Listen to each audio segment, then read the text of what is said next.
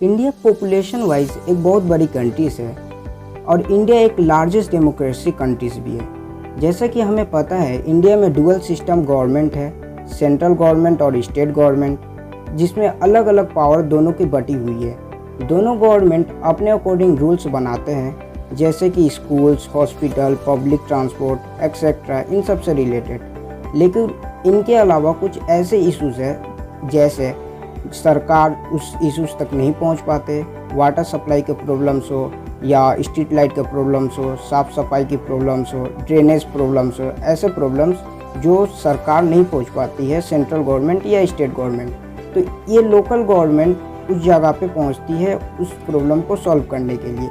इसलिए local government को बनाया गया है जो छोटे इशूज़ है ग्राउंड लेवल पे उसको सॉल्व किया जाए। वैसे आप लोग में से कितने लोग अपने लोकल सेल्फ गवर्नमेंट के बारे में जानते हैं? तो हेलो दोस्तों, वेलकम टू स्टडी।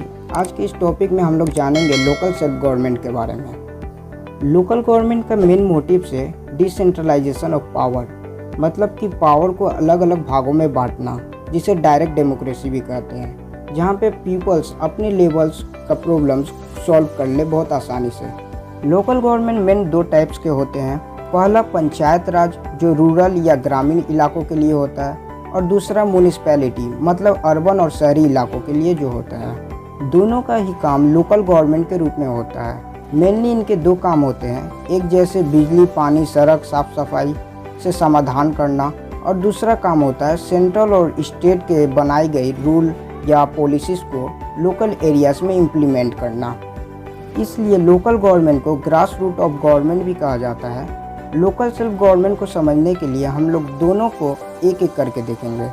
पहले हम बात करते हैं पंचायत राज की। तो पंचायत राज को इंडियन कॉन्स्टिट्यूशन के आर्टिकल 40 में मेंशन किया गया है, बट ये स्टेट के ऊपर था कि यह पंचायत राज अपने स्टेट में बनाए या नहीं बनाए। लेकिन 1992 में 73rd कॉन्स्टिट्यूशनल अमेंडमेंट हुआ, उस समय पंचायत राज सभी स्टेट को बनाना कंपलसरी कर दिया गया। अब हम बात करते हैं ये काम कैसे करते हैं। तो सभी ग्रामीण इलाके का अपना पंचायत होता है। पंचायत में दो पार्ट्स होते हैं, लेजिस्लेटिव और एग्जीक्यूटिव। सबसे पहले लेजिस्लेटिव की बात करते हैं। तो लेजिस्लेटिव में आता है ग्राम सभा। ग्राम सभा 18 साल के ग्रुप्स जो भी वोट देने के लायक है वो सभी ग्राम सभा के सदस्य होते हैं। और नेक्स्ट एग्जीक्यूटिव में आते हैं पंचायत सभा से जो रिलेटेड है, जो डेवलप्ड के काम करते हैं गाँव के, और इसके अंदर आते हैं बहुत सारे पंच और इनके जो हेड होते हैं सरपंच। हर विलेज में उसके पॉपुलेशन के हिसाब से वार्ड में डिवाइड कर दिया जाता है, और ये वार्ड के रिप्रेजेंटेटिव होते हैं पंच, जो अपने वार्ड के पीपल के ज़रिए इलेक्ट किए जाते हैं। दूसरे शब्द में कहें तो सरपंच जो होते हैं वो पूरे विलेज के हेड होते हैं। तो ये होता है पंचायत का स्ट्रक्चर। अब हम बात करते हैं वर्किंग ऑफ ग्राम पंचायत। तो ये साल में कम से कम 4 बार पंच और ग्राम सभा के बीच मीटिंग होता है, जिसे हम लोग ग्राम सभा मीटिंग भी कहते हैं। इस मीटिंग में गांव से रिलेटेड जितनी भी प्रॉब्लम्स है और उसके सॉल्व करने के लिए जो स्टेप लेने चाहिए ये डिसाइड किया जाता है। और इस मीटिंग का चेयरमैन सरपंच होते हैं। गांव के ऊपर लेवल में काम करने के लिए पंचायत सिस्टम में 2 और लेवल बनाए गए हैं, जैसे कि सेकेंड आता है पंचायत समिति और उसके ऊपर आता है जिला परिषद। सारी विलेज को मिलाकर एक ब्लॉक बनती है, जिसे ब्लॉक लेवल के पंचायत को कहते हैं पंचायत समिति। इसके अंदर आते हैं सभी विलेज के sarpanch, video officers, farmer corporator और एग्रीकल्चर के, इन सब के रिप्रेजेंटेटिव। पंचायत समिति के मेंबर्स आपस में वोट करके एक हेड को चुनते हैं, जिसे कहते हैं ब्लॉक प्रमुख।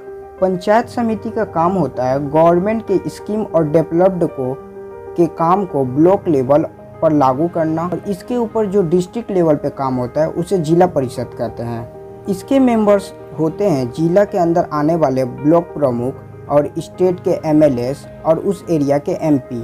और जिला परिषद के हेड जनरली एक आईएएस ऑफिसर्स होता है। जिला परिषद का काम होता है सेंट्रल गवर्नमेंट और स्टेट गवर्नमेंट को पंचायत से कनेक्ट करना। ये तो हो गया पंचायत राज इंस्टीट्यूशन का स्ट्रक्चर। इसमें 3 लेवल होते हैं, विलेज लेवल में ग्राम पंचायत, ब्लॉक लेवल में पंचायत समिति और डिस्ट्रिक्ट लेवल में जिला परिषद। जिस प्रकार हमने पंचायत राज समझा है उसी प्रकार हम शहरी लेवल में म्यूनिसिपैलिटी को समझते हैं। म्यूनिसिपैलिटी को कंपलसरी बनाया गया 1992 में, जब 74 कॉन्स्टिट्यूशनल अमेंडमेंट किया गया था। म्यूनिसिपैलिटी मेनली 3 प्रकार के होते हैं। पहला नगर पंचायत, या उन एरियाज़ के लिए होते हैं जो गांव से शहर की तरफ चेंजिंग हो रहे हैं। सेकेंड म्यूनिसिपल काउंसिल, ये वो होते हैं जो छोटे शहरों के लिए। और लास्ट आते हैं म्यूनिसिपैलिटी कॉरपोरेशन, ये बड़ों शहरों के लिए होते हैं। अब हम बात करते हैं इसके स्ट्रक्चर के बारे में।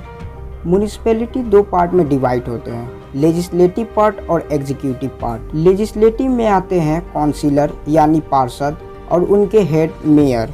हर काउंसिलर अपने वार्ड से चुन कर आते हैं और सभी काउंसिलर मिलकर एक वार्ड कमेटी बनाते हैं। यही वार्ड कमेटी से चुनकर एक मेयर को चुना जाता है और एक मेयर ही होता है हेड। दूसरा पार्ट आता है एग्जीक्यूटिव, जिसमें आते हैं अदर म्यूनिसिपल कमीशन और अदर ऑफिसर्स। वार्ड कमेटी के मेंबर्स ये डिसाइड करते हैं कि क्या क्या किया जाएगा और क्या होना चाहिए या क्या स्टेप लेना चाहिए डेवलप्ड करने के लिए, और उससे रिलेटेड वह बजट बनाते हैं। तो दोस्तों, इस प्रकार लोकल सेल्फ गवर्नमेंट ये काम करते हैं। आई होप ये टॉपिक आपको समझ में आया होगा। मिलते हैं नेक्स्ट वीडियो में।